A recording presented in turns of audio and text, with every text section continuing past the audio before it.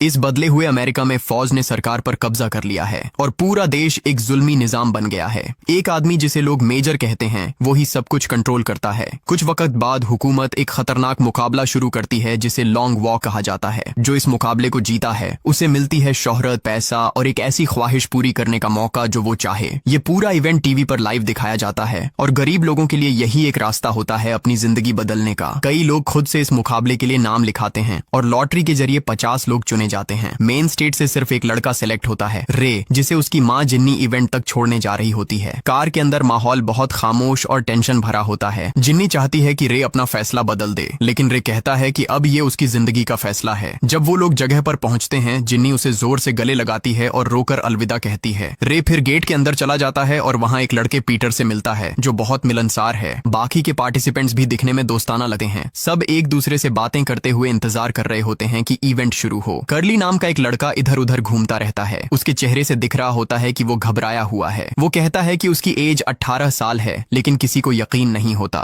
थोड़ी देर बाद मेजर आता है। वो हर लड़के को एक मेटल टैग देता है जिसमें उनका नंबर लिखा होता है और कहता है कि अब तुम सब मर्द बन गए हो। फिर वो एक लंबी स्पीच देता है। कहता है कि लॉन्ग वॉक बनाई गई थी ताकि लोगों में मेहनत और जज्बा वापस लाया जा सके, क्योंकि जंग के बाद देश की हालत खराब हो गई थी। हर साल इस इवेंट के बाद प्रोडक्शन बढ़ता है, इसलिए मेजर समझता है कि देश की असली प्रॉब्लम लोगों की सुस्ती है। जब वो बोल रहा होता है तब सब पार्टिसिपेंट्स को ब्रेसलेट दिए जाते हैं जो उनकी चलने की स्पीड चेक करते हैं। फिर मेजर रूल्स बताता है सबको तब तक चलना है जब तक सिर्फ एक बंदा जिंदा रहे, क्योंकि इस रेस की कोई फिनिश लाइन नहीं है। उन्हें 3 मील प्रति घंटा की स्पीड रखनी होती है। अगर कोई इससे कम चले तो उसे एक वार्निंग मिलती है। अगर 10 सेकंड तक वो स्पीड नहीं बना पाता तो दूसरी वार्निंग मिलती है और तीसरी वार्निंग के बाद उसे फौरन गोली मार दी जाती है। अगर कोई रोड से बाहर कदम रखता है तो बिना वार्निंग के ही उसे गोली मार दी जाती है। मेजर अपनी स्पीच खत्म करता है, सबसे जोर से चीयर करवाता है और हवा में गोली चलाकर कंपटीशन शुरू कर देता है। लड़के चलना शुरू करते हैं और मिलिट्री ट्रक्स उनके पीछे पीछे चलते हुए सब कुछ रिकॉर्ड करते रहते हैं। एरिया सूना और उदास लगता है क्योंकि लोगों को सिर्फ रेस के आखिरी हिस्सों में देखने की इजाजत होती है। शुरुआत में सिर्फ वही लोग खड़े होते हैं जो रोड के आसपास रहते हैं। एक पुलिस वाला सल्यूट करता है जब लड़के गुजरते हैं, लेकिन गैरी उससे चिढ़ाता है और जमीन पर थूक देता है। शुरुआत में सब लड़के चुप और सीरियस होते हैं, लेकिन 5 मील तक पहुंचते पहुंचते सब बातें करने लगते हैं। स्टेबिन्स थोड़ा धीरे चलता है और फौरन उसे एक वार्निंग मिलती है तो वह तुरंत अपनी स्पीड ठीक कर लेता है। बाकी के लड़के सोचने लगते हैं क्या ये उसकी कोई ट्रिक थी लिमिट्स टेस्ट करने की। गैरी के जूते में एक पत्थर चुभ जाता है तो वह रुक जाता है और फौज तुरंत उसे वार्निंग्स देने लगती है। तीसरी वार्निंग के बाद एक सोल्जर गोली चलाने ही वाला होता है, लेकिन गैरी लास्ट मोमेंट में जूता वापस पहनकर चलना शुरू कर देता है। बाकी सब उसे बेवकूफ कहते हैं, पर गैरी कहता है कि उसने ये थोड़ा आराम मिलने के लिए किया। माइल 7 तक सब लोग इनाम के बारे में बातें करने लगते हैं। आर्थर कहता है कि वो सिर्फ पैसे के लिए आया है, लेकिन रे कहता है कि पैसे से ज्यादा जरूरी और चीजें होती हैं। सब उसकी बात पे शक करते हैं तो रे गुस्से में सिस्टम के खिलाफ बोलना शुरू करता है। वो कहता है कि सरकार उन्हें दिखाती है जैसे वो अपनी मर्जी से वॉलंटियर बन रहे हैं, लेकिन असल में सिस्टम ने उन्हें इतना गरीब और मजबूर कर दिया है कि उनके पास कोई दूसरा रास्ता ही नहीं बचा।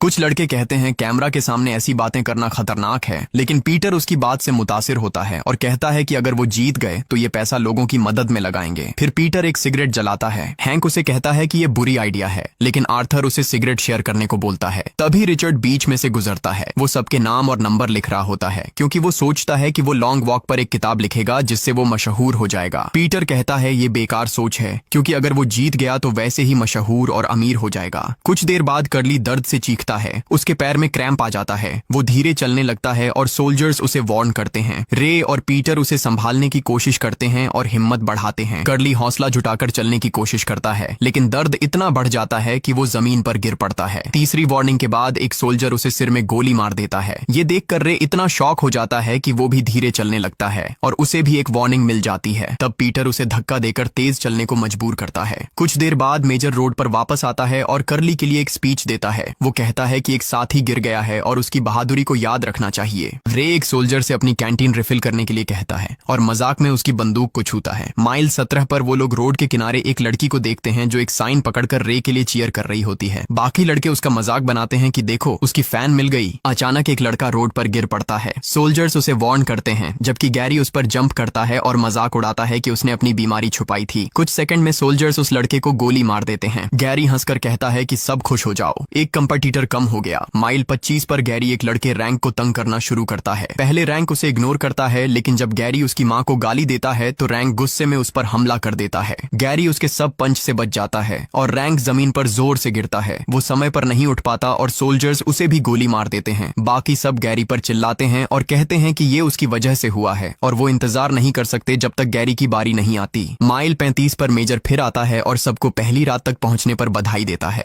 उसकी स्पीच भरपूर अच्छा लगने वाले लफ्जों से भरी होती है, जैसे वो कोई महान काम कर रहे हों। रे नींद में झुकने लगता है और अपनी माँ का सपना देखता है। जैसे ही वो धीमा होता है, सोल्जर्स उसे वार्निंग देते हैं और पीटर उसे जगाकर चलाता है। चलते हुए सब अपने घर वालों के बारे में बातें करते हैं। रे ध्यान भटकने से फिर धीमा हो जाता है और उसे दूसरी वार्निंग मिलती है। वो स्पीड बढ़ाता है, लेकिन कुछ कदम बाद ही ठोकर खाकर गिर जाता है और तीसरी वार्निंग भी मिल जाती है। अब उसे अगले 3 घंटे तक बिना गलती चले रहना होगा, तभी वार्निंग्स हटेंगी। पीटर उसे हौसला देता है, लेकिन रे घबराकर उस पर चिल्ला देता है कि वो सिर्फ दिखावा कर रहा है। इसी वक्त ग्रुप एक तेज चढ़ाई वाली पहाड़ी पर पहुंचता है, जहां चलना और मुश्किल हो जाता है। सबके पैर दर्द कर रहे होते हैं, कई लड़के गिरते हैं और सोल्जर्स उन्हें गोली मार देते हैं। रे पीछे हो रही सब मौतों को इग्नोर करने की कोशिश करता है, लेकिन गैरी का मजाक उसके दिमाग में गूंजता रहता है। रे फिर धीमा होने लगता है, पर पीटर उसे समय पर पकड़ लेता है। रे उसे शुक्रिया कहता है और पहले वाली बात के लिए माफी मांगता है। सुबह होने तक वो लोग माइल 59 पर पहुंच जाते हैं। कल रात पहाड़ी पर हुई सब मौतों के बाद अब सिर्फ 18 प्लेयर्स बचे हैं।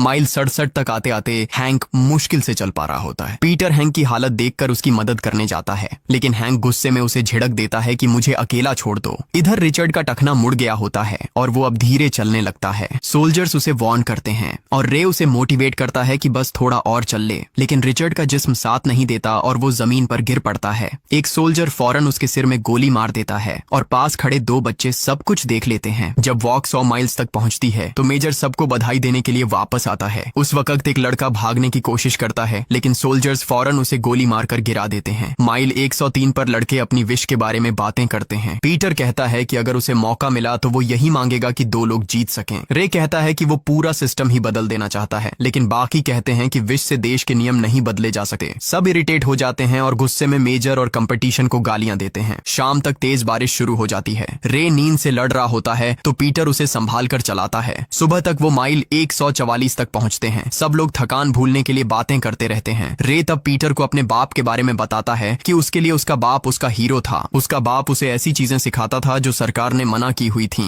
जैसे फिलॉसफी और आजादी के आइडियाज। सरकार ने उसे गद्दार कह दिया। खुद मेजर ने उसके बाप को कहा था कि अपनी पढ़ाई बंद करो और सरकार से वफादारी की कसम लो, लेकिन उसने मना कर दिया। तुरंत उसे मौत दे दी गई। रे फिर अपना राज खोलता है कि वो लॉन्ग वॉक में इसलिए आया है ताकि जीत कर एक बंदूक मांग सके और मेजर को मार दे। वो कहता है कि रोड के दोनों तरफ जो लोग हमें देखकर ताली बजाते हैं वो सब बेहरम हैं, उन्हें सिर्फ हमारी तकलीफ देखकर मजा आता है। लेकिन पीटर कहता है कि उन लोगों को दोष मत दो, सिस्टम ने उन्हें ऐसे बनाया है। माइल 170 तक सब खामोश हो जाते हैं। एक लड़का जिसके पैर से खून निकल रहा होता है वो चिल्लाते हुए सोल्जर से मदद मांगता है और एक टैंक पर चढ़ने की कोशिश करता है। सोल्जर उसे जोर से धक्का देता है और टैंक से उसके पैर को कुचल देता है। वो दर्द से चिल्लाता रहता है, लेकिन फिर भी वार्निंग्स मिलती रहती हैं और आखिर में उसके सिर में गोली मार दी जाती है। ये नजारा देखकर एक और लड़का अपना होश खो देता है। वो कपड़े उतारकर पागल जैसे रोड से भागता है और सोल्जर्स उसे भी गोली मार देते हैं। शाम तक वो माइल 201 पर पहुंचते हैं और हैंक मुश्किल से खड़ा होता है। रे उसे हिम्मत देने की कोशिश करता है, लेकिन हैंक बोलता है कि बस अब और नहीं।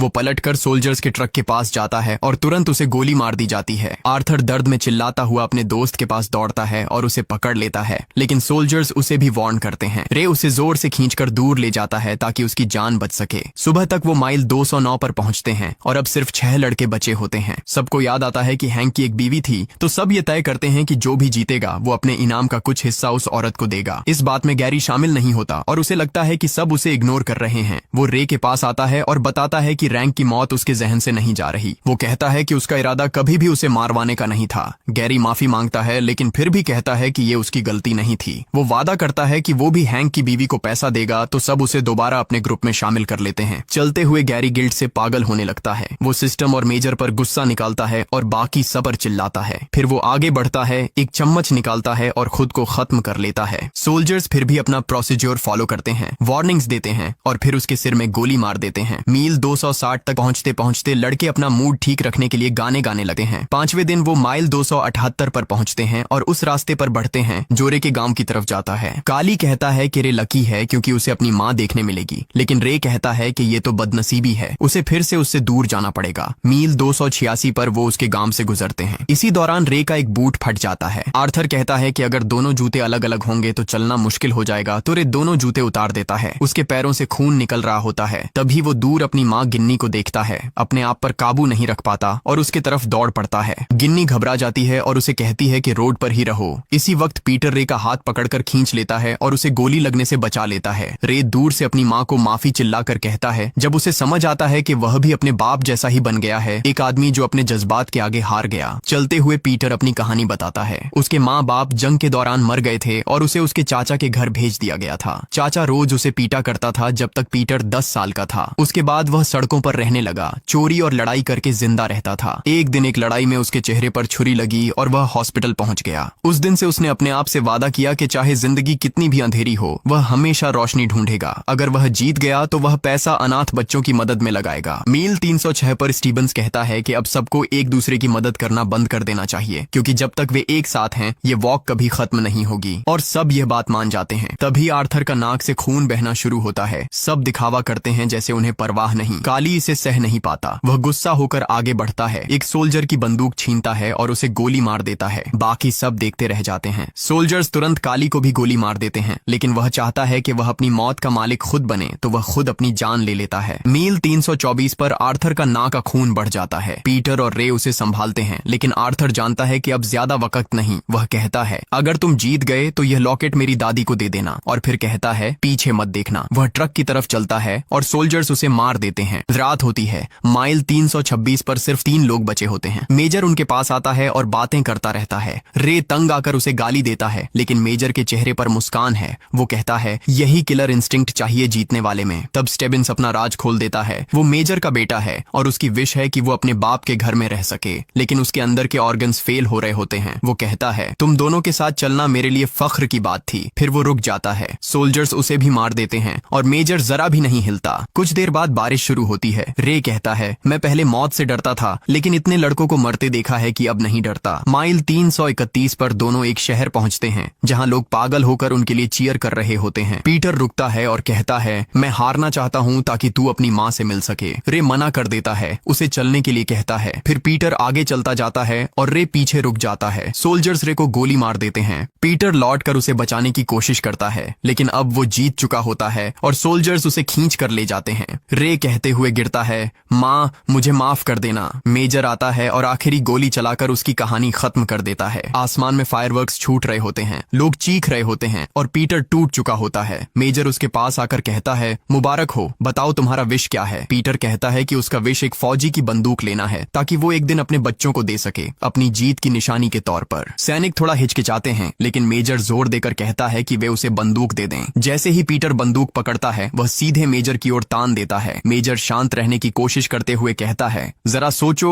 तुम्हें शोहरत और दौलत मिलेगी। आंसुओं से भरे चेहरे के साथ पीटर बस इतना कहता है, ये रे के लिए है। फिर गोली चला देता है। मेजर वहीं गिरकर मर जाता है। पीटर बंदूक जमीन पर गिरा देता है और धीरे धीरे चल पड़ता है और मूवी यहीं खत्म हो जाती है। अगर आपको वीडियो पसंद आई हो तो सब्सक्राइब करें और बेल आइकन दबाना मत भूलना ताकि आपको ऐसी और कहानियों के वीडियो मिलते रहें। शुक्रिया देखने के लिए।